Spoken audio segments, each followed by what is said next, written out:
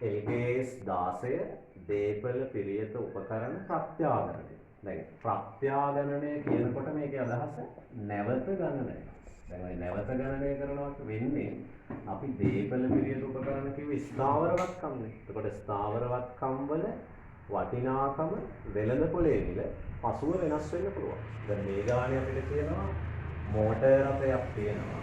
පිරිවැය 3500යි. ඒ motor රථයේ ෂය වෙලා තියෙන දැනට සමුච්චිත ෂය 1000යි. එහෙනම් මේ මෝටර් රථයේ ධාරණගේ තියෙනවා. ධාරණගේ 2500යි. අපිට කියනවා එම මෝටර් රථය ප්‍රත්‍යාගරණය කරන්නලු 4000. ඒ කියන්නේ ලක්ෂ 40ක් වෙලා මෝටර් රථයේ මිල. එහෙනම් ඔයාලට වෙනවා ධාරණ අගයට වඩා වැඩි වෙළඳපොළ මිල ලක්ෂ 15ක්. දැන් අපි කරන වැඩේ තමයි පළවෙනි පියවර තමයි ප්‍රත්‍යාගණනය කරද්දී ඒ දැනට තියෙන ෂය ඉවත් කරන්න ඕනේ. දැනට ෂය වෙලා තියෙනනේ 1000. එයාව අපි අයින් කරනවා. අයින් කරන්න ෂය වෙන් කිරීම හර කරනවා.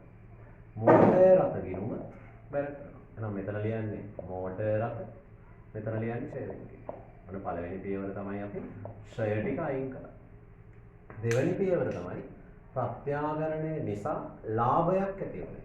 ලාභයක් නම් වෙන්නේ වත්කමේ අගය වැඩි වෙන්න ඕනේ තමයි. වැඩි වෙන්න ඕනේ නම් මෝටර් රථ ගිණුම හරකලා. බැර කරනවා අපි අලුත් ගිණුමක් ප්‍රත්‍යාගණන සංචිතය කියලා. එහෙනම් ප්‍රත්‍යාගණන සංචිත ගිණුම තමයි බැරෙන්නේ. ඒක තමයි දෙවෙනි පියවර. ඒ ලාභයක් ආවොත් වත්කමක් ප්‍රත්‍යාගරණය කරගන්න ආකාරය. එහෙනම් මොකද පළවෙනි එකම කරේ? පළවෙනි එකම කරේ ෂය වෙලා තියෙන ගාන අයින් කළා. ෂය වෙන් කිරීම හරකලා අදාළ වත්කම් ගිණුම බැර කළා. දෙවෙනියට කරේ ප්‍රත්‍යාගරණය කරන්න කිව්ව අගයත් එක්ක බැලුවා.